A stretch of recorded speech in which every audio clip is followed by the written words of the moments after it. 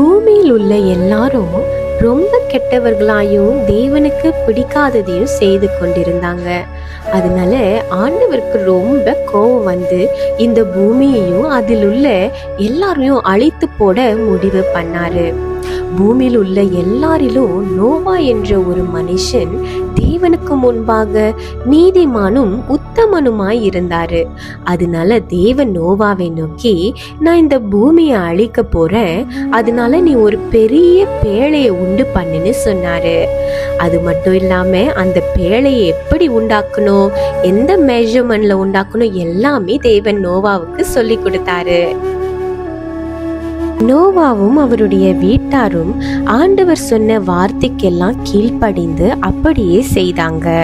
பேழையை கட்டி முடித்தோன்னே பூமியில் உள்ள எல்லா மிருகங்களும் ஒவ்வொரு ஜாதியும் ஜோடி ஜோடாக பேழைக்குள்ள சேர்த்து கொள்ளப்பட்டன.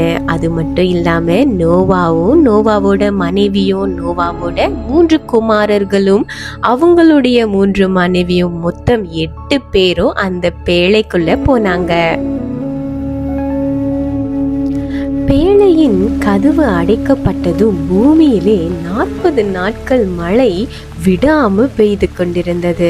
பூமியில் பெருவெள்ளமாகி பேழை தண்ணீர் மேல் மிதந்து கொண்டிருந்தது.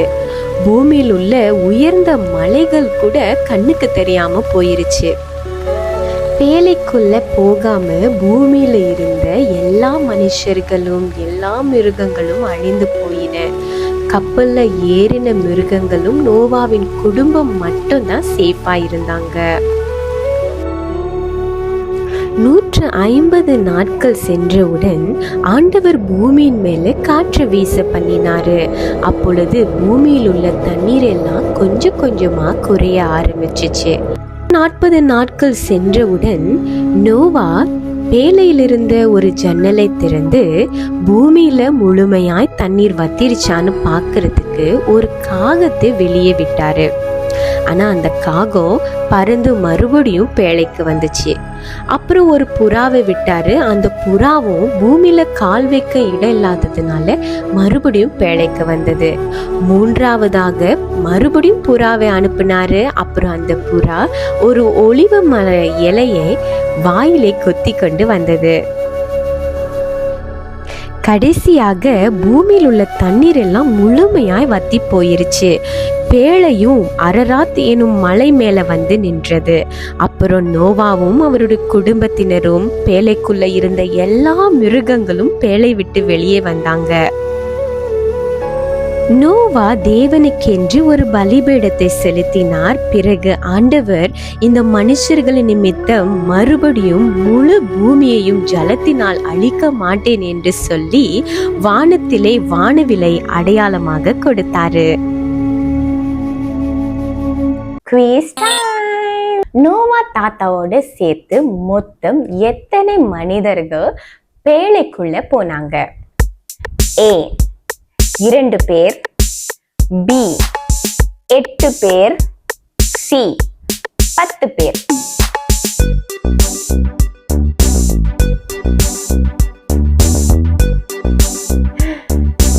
சரியான பதில் வந்து B 8 பேர். நோவாவும் நோவாவோட மனைவியும் நோவாவோட 3 பையன்களும் 3 பையன்களோட 3 மனைவிகளும் மொத்தம் 8 பேரு பேழைக்குள்ள போனாங்க. பூமியில தண்ணி வத்திருச்சான்னு பாக்குறதுக்கு நோவா முதல்ல எந்த மிருகத்தை பேழையிலிருந்து வெளியே விட்டார்? A காகம், B புறா, C மயில்.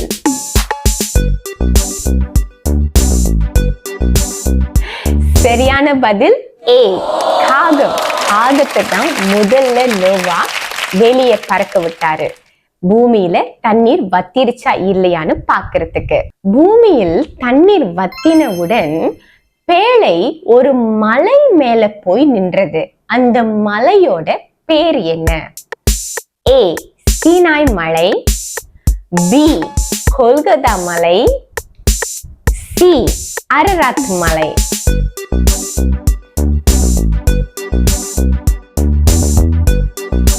சரியான பதில் சி, அரராத் மலை. ஆண்டவர் இனிமேல் இந்த உலகத்தை ஜலத்தினால் அழிக்க மாட்டேன் என்று சொல்லி வானத்து மேல ஒரு அடையாளத்தை வைத்தார். அது என்ன அடையாளம்? ஏ, சூரியன். பி, ரெயின்போ, அதாவது வானவில். சி, நட்சத்திரங்கள்.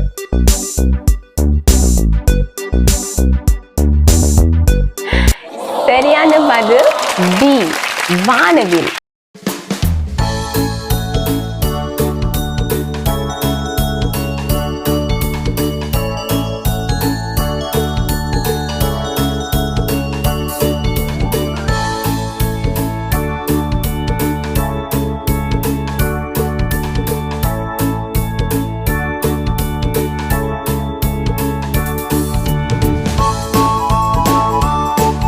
கிட்ஸ், இன்னைக்கு நோவா தாத்தாவோட கதையில நீங்க எல்லாம் என்ன கத்துக்கிட்டீங்க?